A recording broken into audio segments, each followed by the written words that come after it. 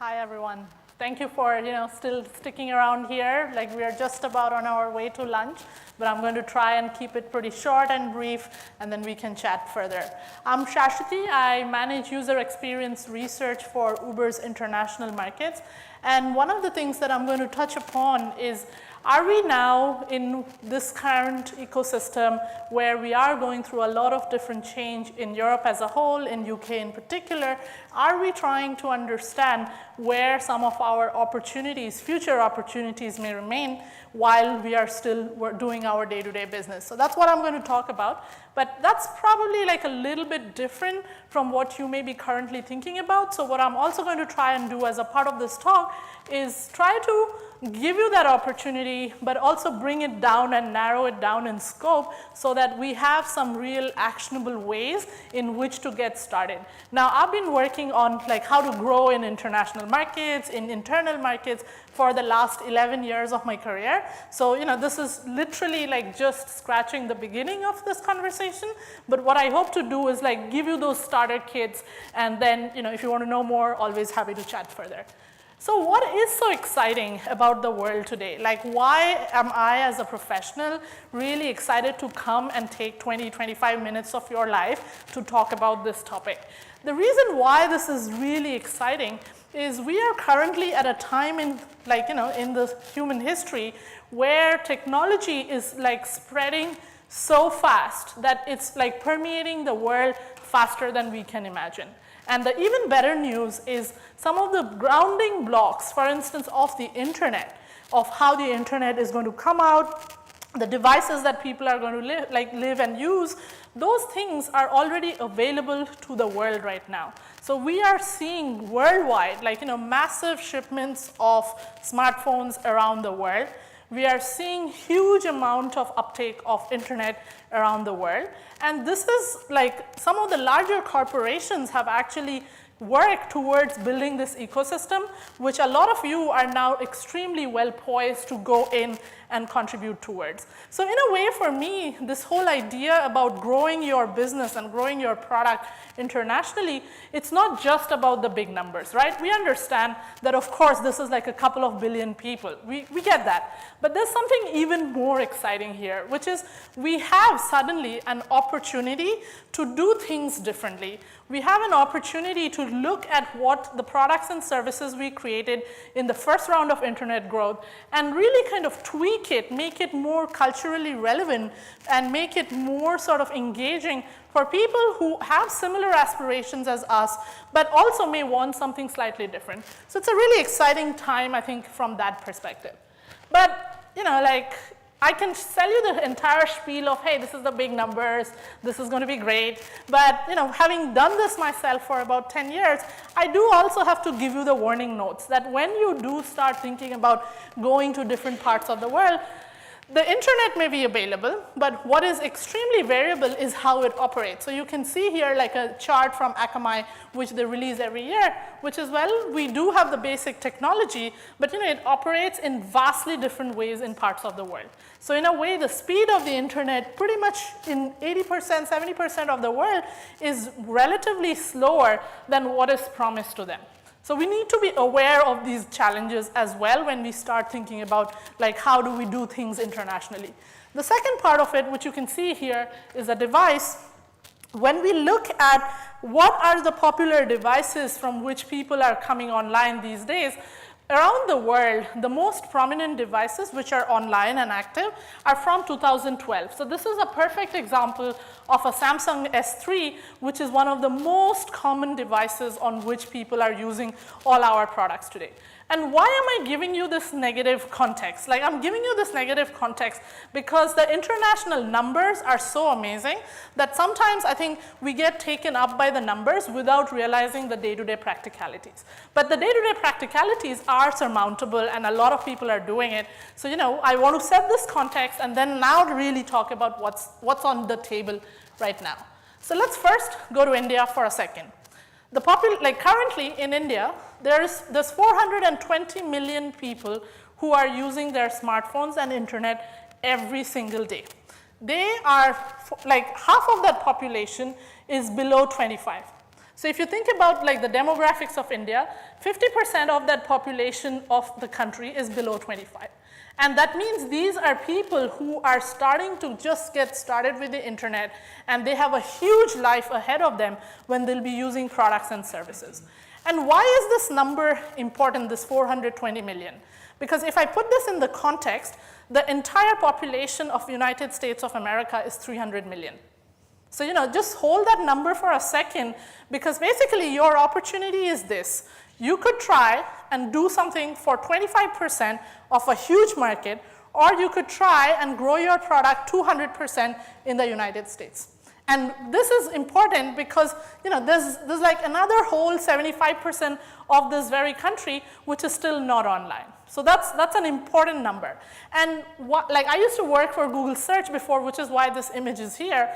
It's Google has almost paved the way for those basic technologies to be available. So you can see here that this is super high-speed Wi-Fi, which has been rolled out in railway stations in India, where people who have never tried the service is coming and doing it for free, and they are discovering new services.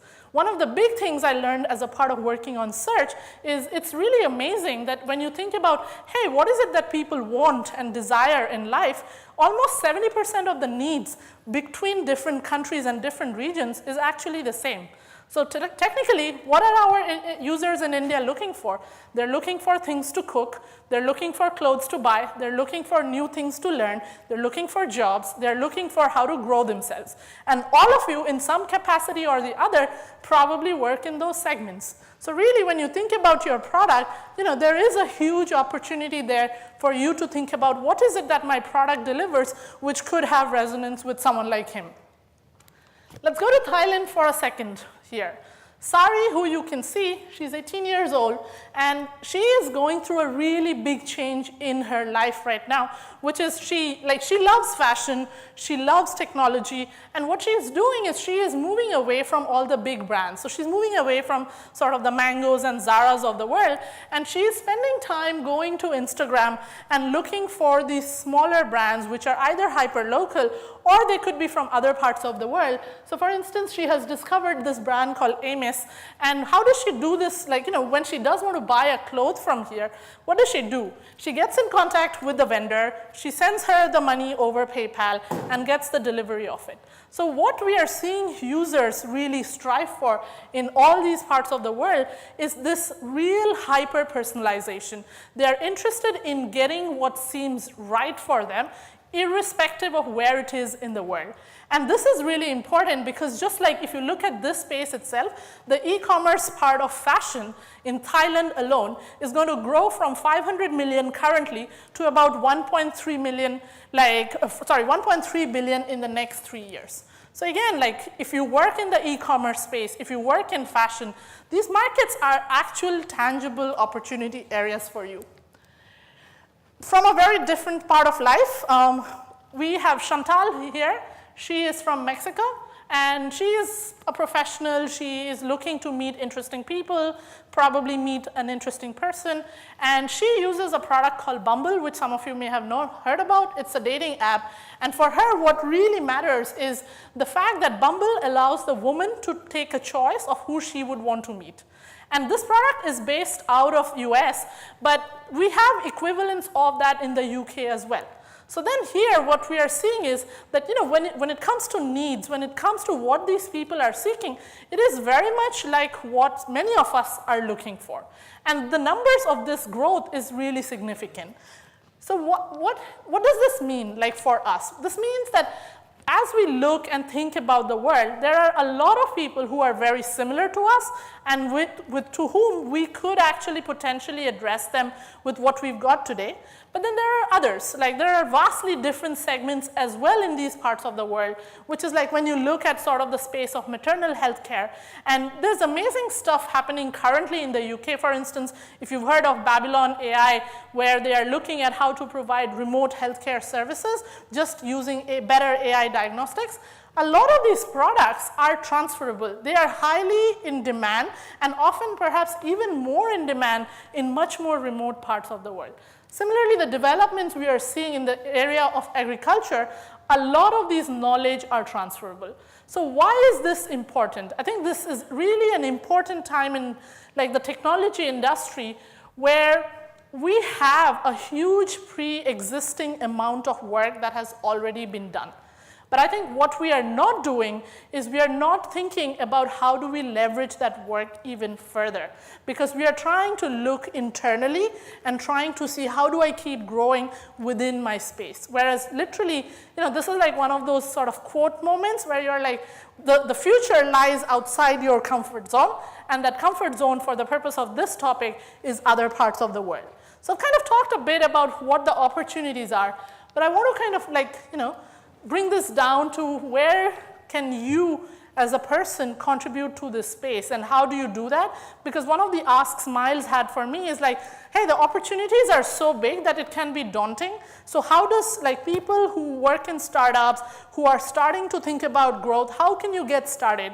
And I'm a researcher by profession, so if you look at that sort of innovation cycle, it always starts with research. So what I'm going to do is I'm going to give you a little bit of insight about how you could leverage research to think about how to scale in different parts.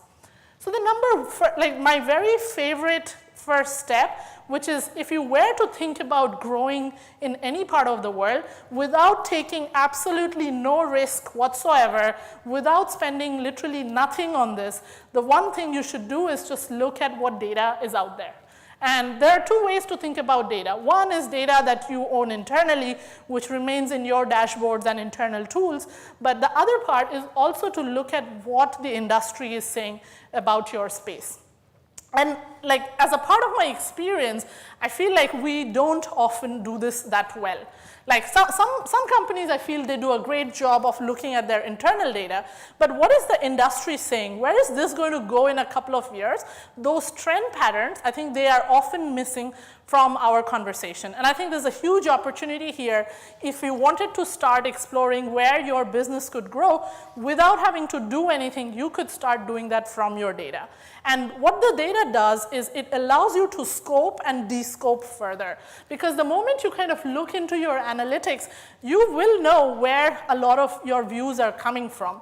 You will know what are some of the age groups of those people. So you start understanding that maybe these are the types of people who I should be thinking about. So that's number one. Number two is like, I work in Uber. It is a large size startup, but it is a startup. And one of the things which I'm always thinking about is how do we do research in a way that is really optimal? And one of the things which I love doing, and I'm really shameless about it, is just reaching out to people online.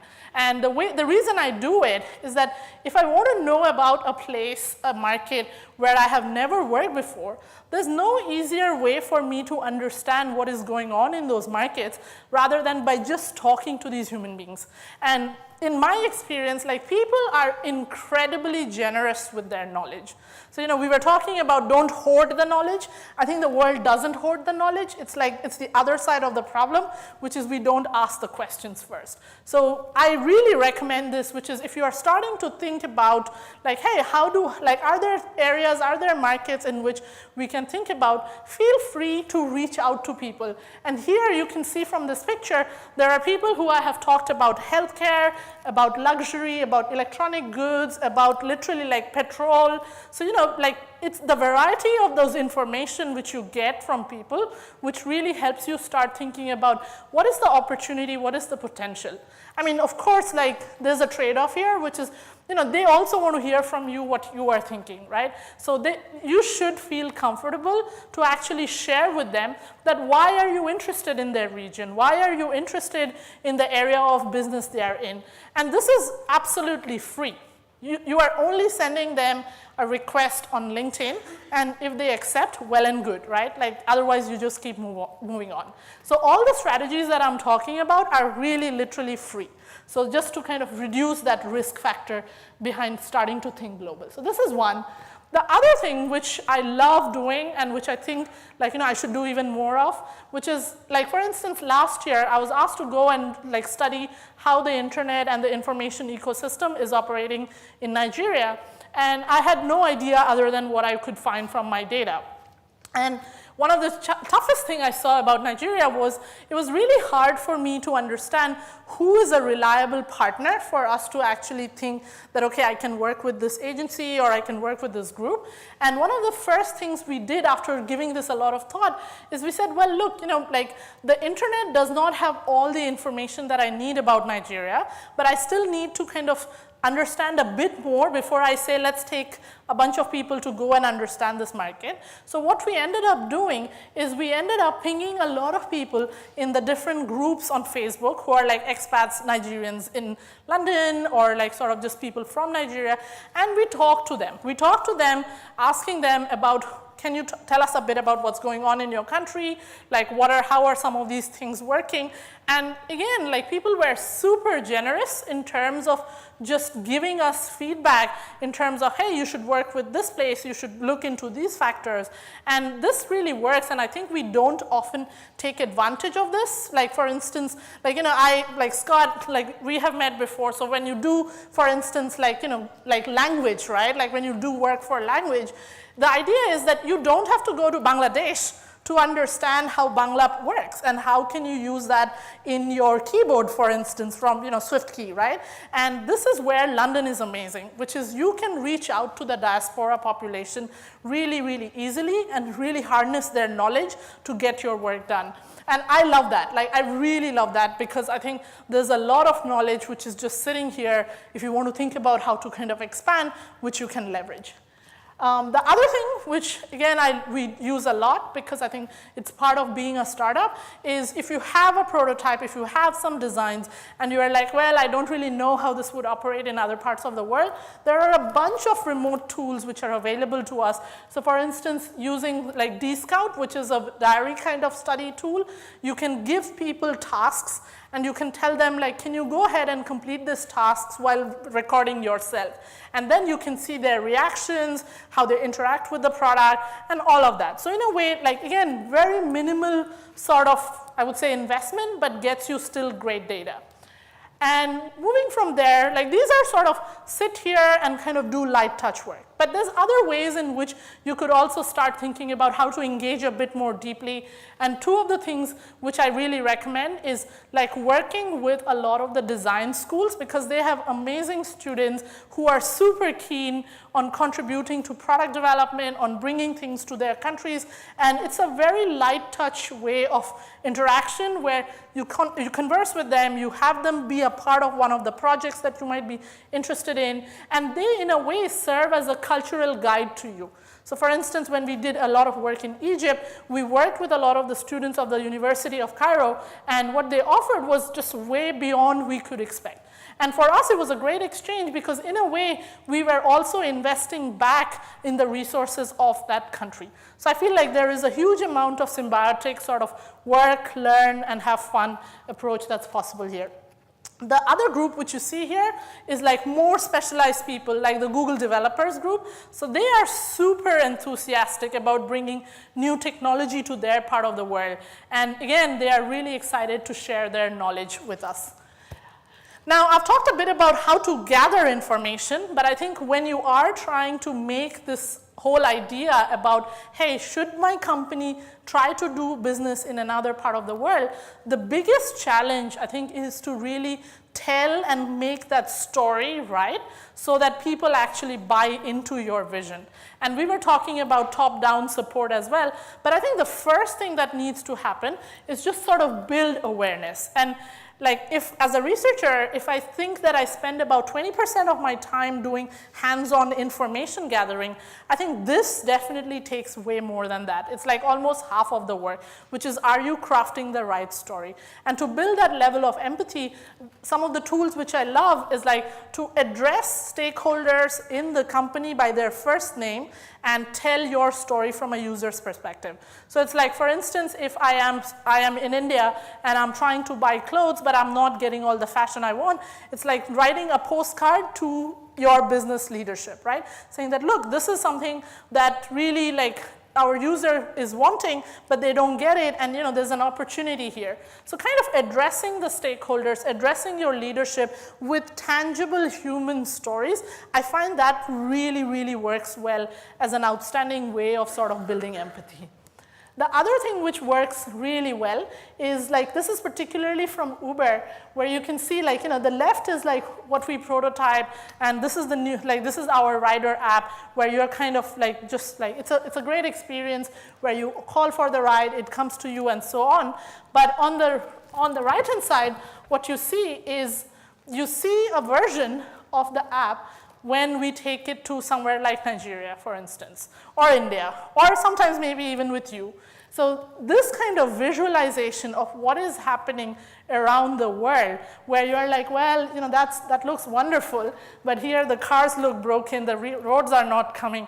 These are very tangible things that people understand, and it shocks people a lot, enough to get them to actually say, okay, yes, we need to do something and fix something. So again, focusing on how you do the storytelling is a real big part of what we are trying to achieve here. And I'm just going to quickly pause this. And this is, I think, from the top-down perspective, which we were talking about, which is if you really want to get buy-in from senior people for a global expansion idea, you have to put them in front of the people who you're going to deal with. So it's like, it doesn't have to be in person. It could be using like user Zoom, just put them in that interview session, allow them to ask questions, allow them to try and understand what you are trying to do, and putting them on the spot, like why does it really help? Because then the two of you have the same platform of knowledge. You are working from an equal base, and that discussion becomes much more robust, because then it's not just, well, I saw it, but you didn't. So really engaging your stakeholders is really important. And we try to put them even, like, we try to push them even further, which is like sometimes when we do have the opportunity, we take them to the countries and make them literally hang out at the spots where our drivers are and just see how that engagement is. How do people communicate? What is the value of having that mini community at a street corner? And there's no report that I can write. There's no amount of talk that I can do which convinces faster than this actual presence. And I understand that this requires some amount of time and investment, but you could do some of these other things which we talked about, which is just make them sit and observe a user session over Zoom or Facebook or whatever, right? So these are great ways to do it.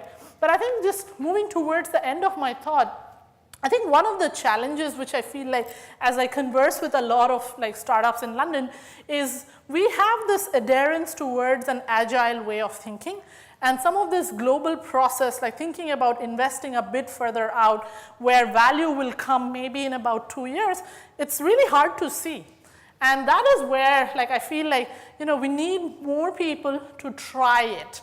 And try it in more sort of very scrappy, very lightweight ways, because until and unless you make those first steps, we are going to keep going from one sprint to another without kind of looking well into what that big picture could be. So I really think there is some value in rethinking how you would continue to still do your agile sprint, but ask some of these bigger questions.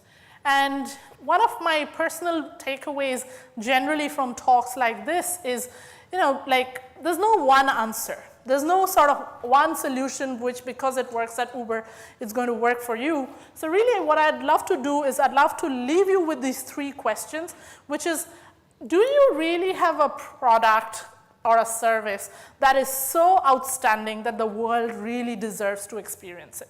And if the answer is yes, then you need to act on it. And think about this, like go back home tonight and just take a minute to kind of just focus on these 3 questions.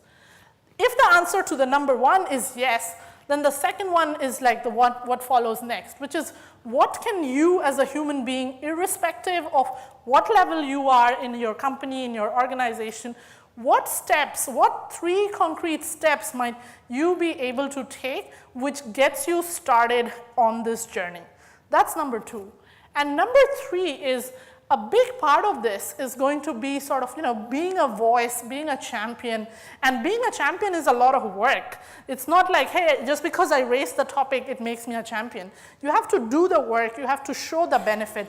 And it's a personal, professional question, which is, are you willing to be that champion? Are you willing to make that time investment to make sure that your organization is thinking beyond its immediate market, it's thinking beyond its neighboring countries? And that's what I would love to leave you to just reflect on a little bit. The world is open for business. The world is open for new opportunities. And it really depends on us whether we are going there or we are looking for growth just where we are. Thank you so much for your time.